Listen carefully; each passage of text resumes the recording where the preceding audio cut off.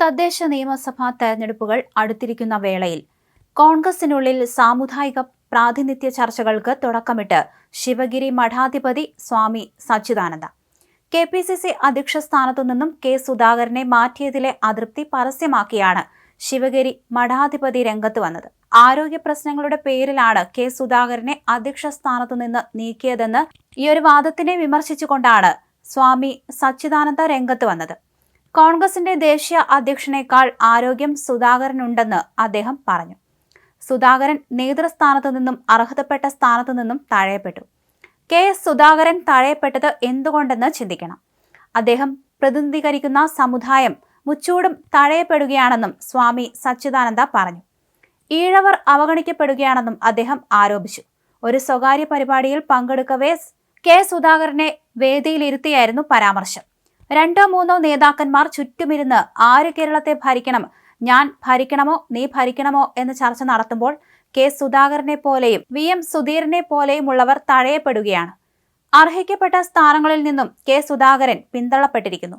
ആരോഗ്യപരമായ കാരണങ്ങളാലാണ് അദ്ദേഹത്തെ അധ്യക്ഷ സ്ഥാനത്തു നിന്ന് നീക്കിയതെന്ന് പറയുന്നു. എന്നാൽ ദേശീയ അധ്യക്ഷന്റെയും സുധാകരന്റെയും ആരോഗ്യത്തെയും പറ്റി ചിന്തിച്ചാൽ അദ്ദേഹം എന്തുകൊണ്ട് തഴയപ്പെട്ടുവെന്ന് മനസ്സിലാകും. 4 വർഷം മുൻപ് രാഹുൽ ഗാന്ധി ശിവഗിരിയിലെത്തിയപ്പോൾ ഈഴവർ നേരിടുന്ന അവഗണന ശ്രദ്ധയിൽപ്പെടുത്തിയിരുന്നു. കെ ബാബു മാത്രമായിരുന്നു അന്ന് സമുദായത്തിൽ നിന്ന് MLA ആയി ഉണ്ടായിരുന്നത്. ഇപ്പോഴും നിരവധി പേർ ശിവഗിരി മഠത്തിലേക്ക് വിളിക്കുന്നുണ്ട്. ഒരു വാർഡിൽ പോലും മത്സരിക്കാൻ അനുവദിക്കുന്നില്ല എന്നാണ് അവരുടെ പരാതി. എല്ലാ സമുദായത്തിനും അർഹതപ്പെട്ടത് നൽകിയില്ലെങ്കിൽ ഇനിയും പിന്തള്ളപ്പെടുമെന്നതിൽ സംശയം വേണ്ട. കേരളത്തിലെ ഭരണം ചില പ്രത്യേക സമുദായങ്ങളുടെ വൃത്തത്തിൽ ചുറ്റിക്കറങ്ങുകയാണ്. 2-3 നേതാക്കളാണ് കാര്യങ്ങൾ തീരുമാനിക്കുന്നതെന്നും സ്വാമി സച്ചിദാനന്ദ പറഞ്ഞു. അതേസമയം ശിവഗിരി മഠാധിപതിയുടെ വിമർശനം അദ്ദേഹത്തിന്റെ അഭിപ്രായം മാത്രമെന്നാണ് കെ സുധാകരന്റെ പ്രതികരണം. കോൺഗ്രസിൽ ക്രൈസ്തവ പ്രാതിനിധ്യത്തിന്റെ ഭാഗമായിട്ടാണ് സണ്ണി ജോസഫിനെ KPCC അധ്യക്ഷ സ്ഥാനത്ത് നിയമിച്ചത്. കെ സുധാകരനെ കോൺഗ്രസ് ദേശീയ വർക്കിംഗ് കമ്മിറ്റിയിൽ ക്ഷണിതാവാക്കിയും നിയമിക്കുകയായിരുന്നു. അതേസമയം കേരളത്തിൽ നിർണായക സാമുദായിക ശക്തിയായ ഈഴവ വിഭാഗത്തിന്റെ പരാതി അവഗണിച്ച് മുന്നോട്ടു പോകാൻ കോൺഗ്രസിന് എളുപ്പം സാധിക്കില്ല.